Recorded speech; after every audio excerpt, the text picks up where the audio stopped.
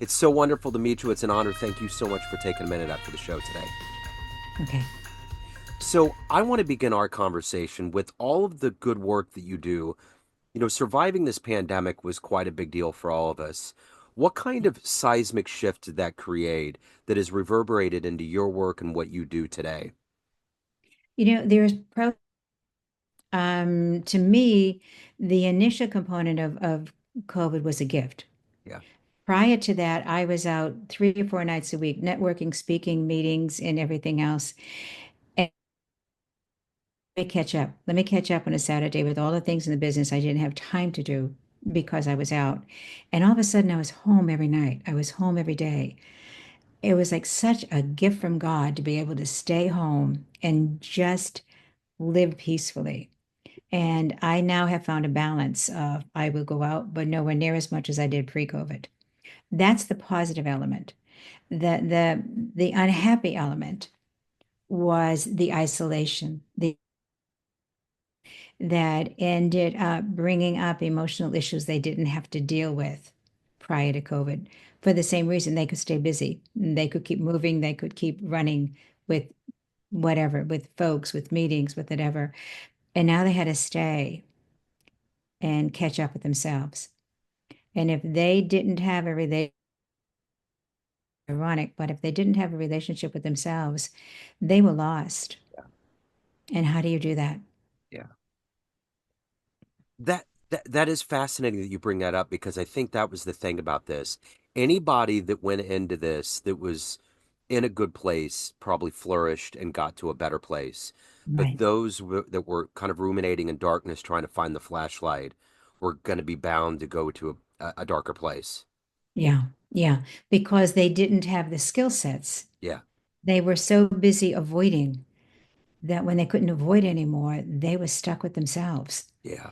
and whatever their issues were. And if they were healthy enough to bring in help, like some of my coaching clients, or at that point in time, hey, you practiced for 20 plus years, seeing 42 patients a week.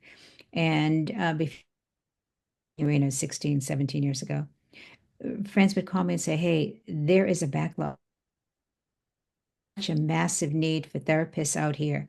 You've got to come back in at least part-time. You've got to help out. You're one of the best therapists in the state. Yeah. You better, because I had a 6 month waiting list from 3 months into my private practice until almost 20 years later when I stepped out of it and moved out of the country. Out. So I came back in 1.5 days a week, which is really all I could afford time wise. There were clients I was working with um, to help out. And the need was desperate. Weren't enough therapists. There weren't enough folks to support those who all of a sudden realized they didn't have the life skills. Yeah. Yeah. So let's get to the heart and soul of what you do right now in 2024. I'm going to put you in front of a bunch of grade school kids. It's career day, and one of the kids in the back of the room is curious and says, "Hey, what do you do for a living?" How do you answer him? I who are ready to transition into the next stage of their life. People who have outgrown what they were doing or who they were and want to do something even bigger, something even because they want to make a difference in the world. So, what did you want to be in the third grade? What was your dream at that point? I wanted to be a dancer. I Okay. love dancing and I wanted to be a dancer.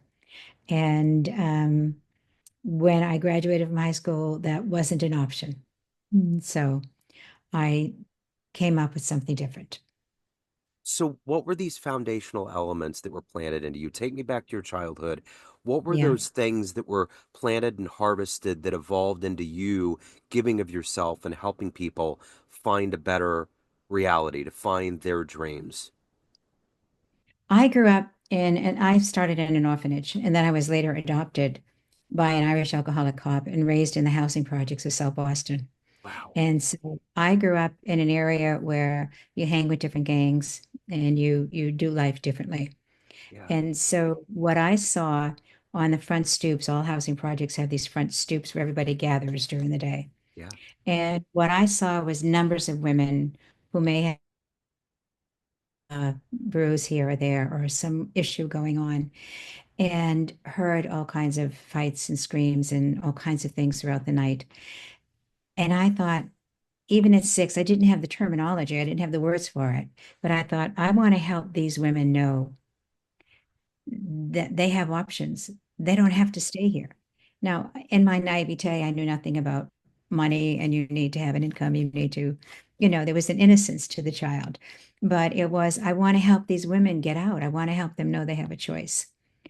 And that became my life purpose and not knowing it. But even at that time, I wanted to do something. When I moved into high school, my thought was becoming a social worker. I didn't know social workers went to college. I had never known a woman who'd ever, or a man who'd ever gone to college. The people in the housing projects don't usually go to college. So Yeah. I never knew about that. I just knew of it from TV. And I wanted to become a social worker and thought that's the way to help these folks. Yeah. And I couldn't do that. I was adopted into a family, became a large family, and my dad barely had money to send all the boys to school. So girls were going to be a waste of money because they just get married and waste a good. And so girls couldn't do it. And so I said, well, never mind, in my independent, defiant self way, I'm going to get a job and I'll go to nursing school and you can't stop me because I'll have my own job. And I applied, academics was easy. I applied to nursing schools and discovered I went to an unaccredited inner city high school. So no nursing school in the country could accept me. Wow. So nursing school was out as well as college. We all have our own stories. We all have our own ways of doing things. And I think we all come in with a particular life purpose. Yeah. And if it's what we're called to do, miracles happen all the time and it takes place, Do you you know? find that you having that epiphany at such a young age, having to grow up and to deal with that, was a miracle that you found this path in life that you wanted to help people? I find it every, I find life filled with miracles. I find it filled with amazing experiences that if we're willing to see them, we realize they come out of nowhere, if you will. I think that's the universe, the Holy Spirit, whatever your faith system, it doesn't matter to me, Yeah. that that we're guided every step of the way if we Yeah. choose to listen, if we Yeah. choose to listen. Life is full of these flashpoints, these entry points where we find our meaning and find our place. What was the first client that you had that you saw the spark in their eyes when you were trying to help them and it took hold and you're like, you were validated that this is what you need to do with your life? Was there a moment like that for you?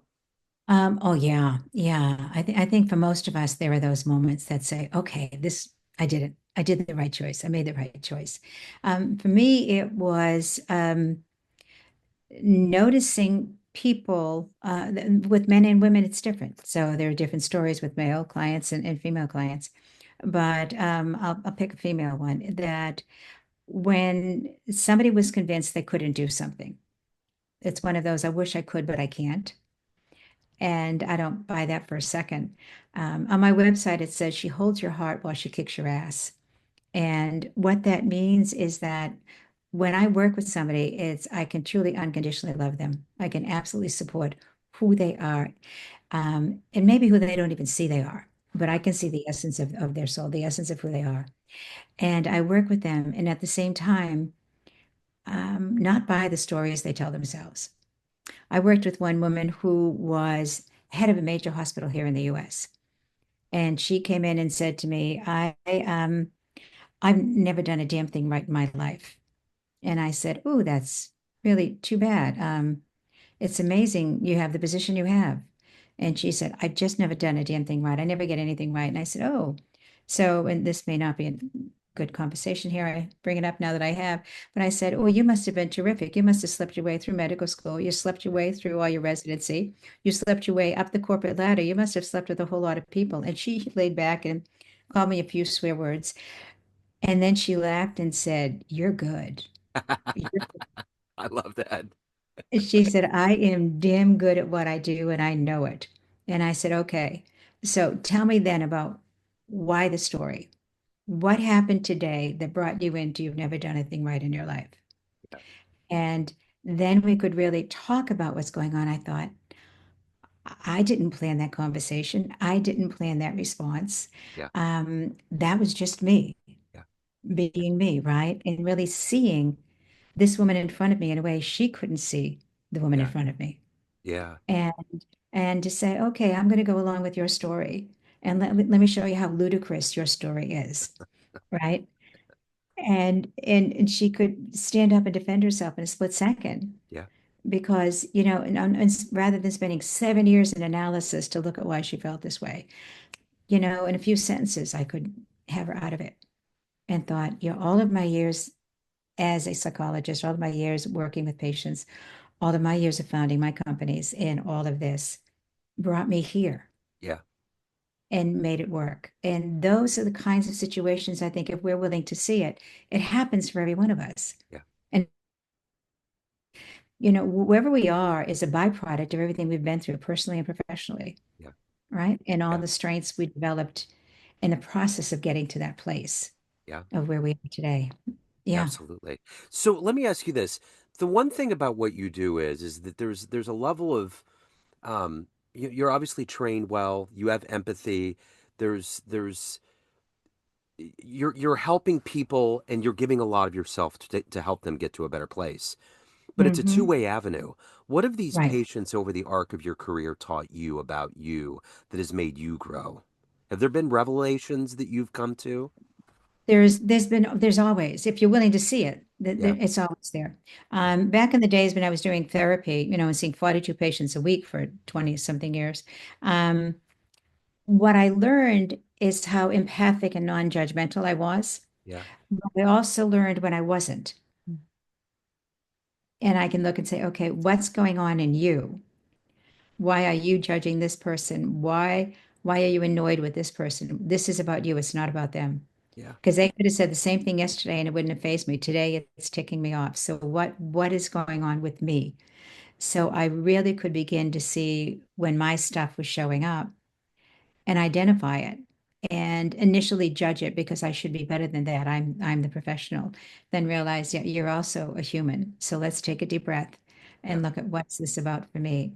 And now with work with now, you know, as a coach or whatever, that's I think that's a far overused word, you know, but as a guide or a mentor or something with my clients now, it's really it's sitting up and owning when they have issues and they've come from partners in billion-dollar firms or multi-million-dollar firms.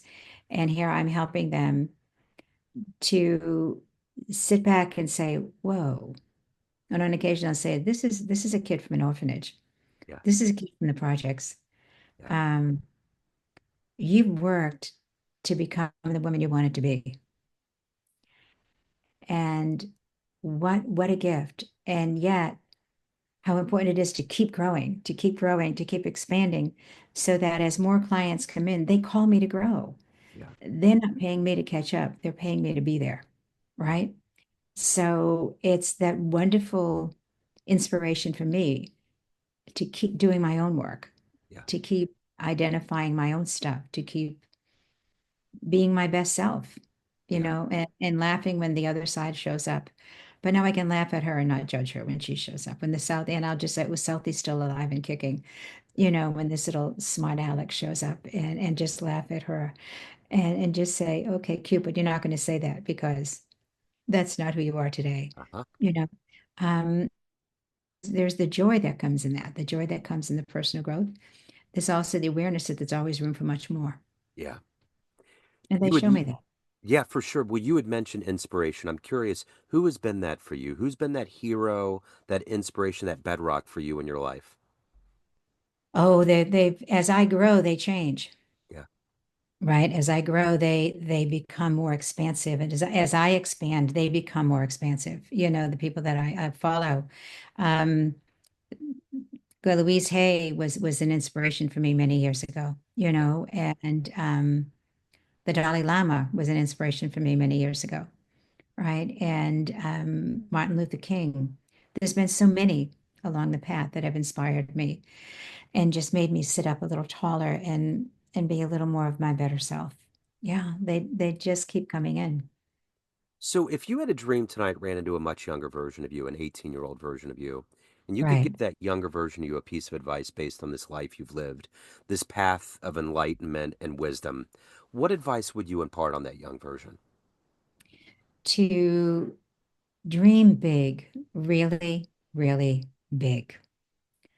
Do not shrink under any circumstances. Do not allow anybody to call you to shrink. To keep expanding and growing, expanding your energy field, expanding your impact and your influence, because I believe we're all here to make the world a better place. Yeah, And I think we all do that in our own way, and how wonderful that is. Um, but I would advise her to never think too small. yeah, No matter how big she thinks her dream is, expand it, because we are so unlimited when we get out of our own way. yeah. We are so unlimited when we don't believe the call to be small to make others comfortable. The cause effect of a dream is that you have to risk to get to that point. What's one of the Hmm. biggest risks that you've made in your life that you look back on and think, I'm so glad I did that? It brought so much to me in my life. When I dropped my youngest off at Cornell, I drove, it was about a 6.5 hour drive from where I lived. I drove home sobbing because my daughter had just graduated from Georgetown. There's 4 years difference in college. She just graduated from college. She was starting college. And I knew from my daughter that mommy was over. And I loved being mommy. And I loved that mommy, can the team come over? It sure can. Bring them over for dinner. We'll do this. I loved all that. And I knew that was over. And I was nauseous by the time I got home. I didn't cry. I sobbed the whole way home. I had a headache. I was sick to my stomach, grieving the loss of that stage of life. And now I was ready for the next. And I wasn't fearing the next. I was grieving letting go of that. Yeah, And so I pulled into my kitchen and, like a good Irish girl, poured a large glass of red wine and thought, okay, kiddo, I was 40 something. I said, where are you going to go the rest of your life? This is it. You now have a private practice of 42 patients a week. You founded a school that will have thousands of students coming through it, a 4 year program in energy medicine, a method of energy medicine I created. I was teaching in grad school, and I was going to open up a nonprofit. And I thought, theoretically, you're highly successful. And yet, as I sat there thinking, this big house is empty,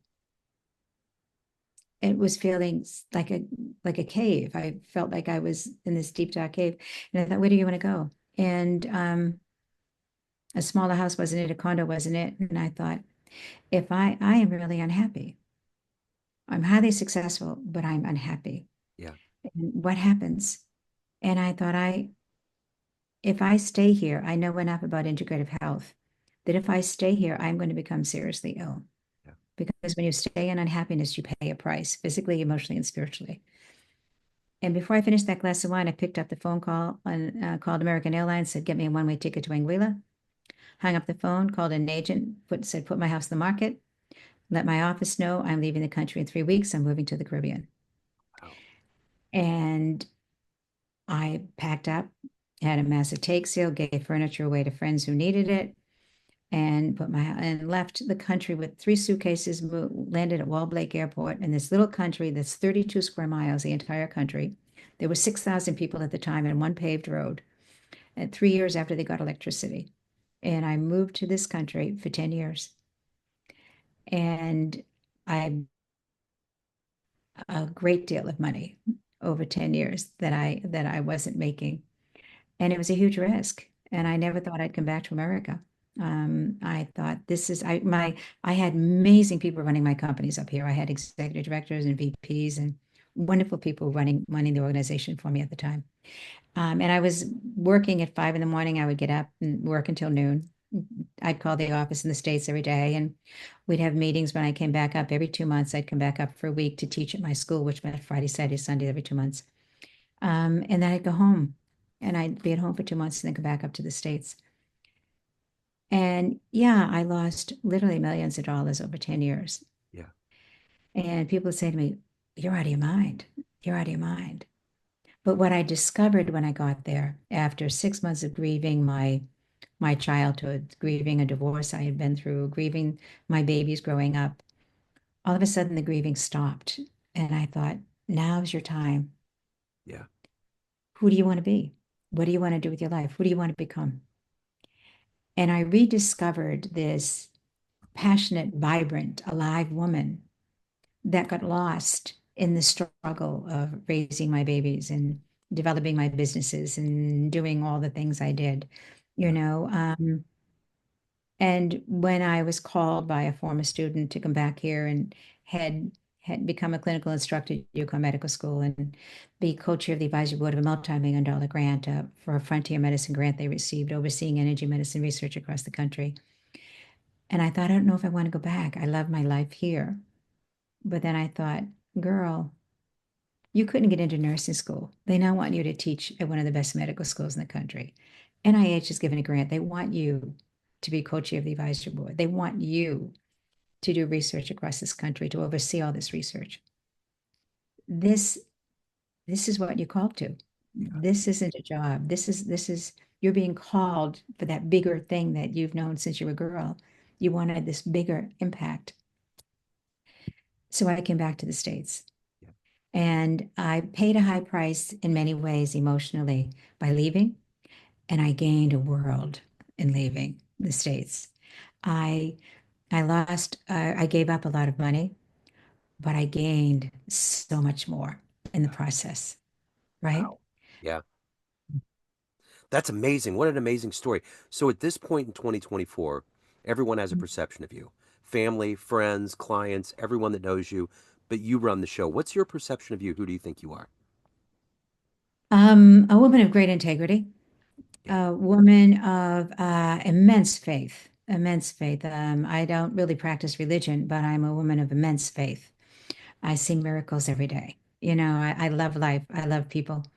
So I see a woman who's in process, who's always in the stage of becoming, who's always growing, who's filled with laughter, filled with humor, and profound wisdom at this point.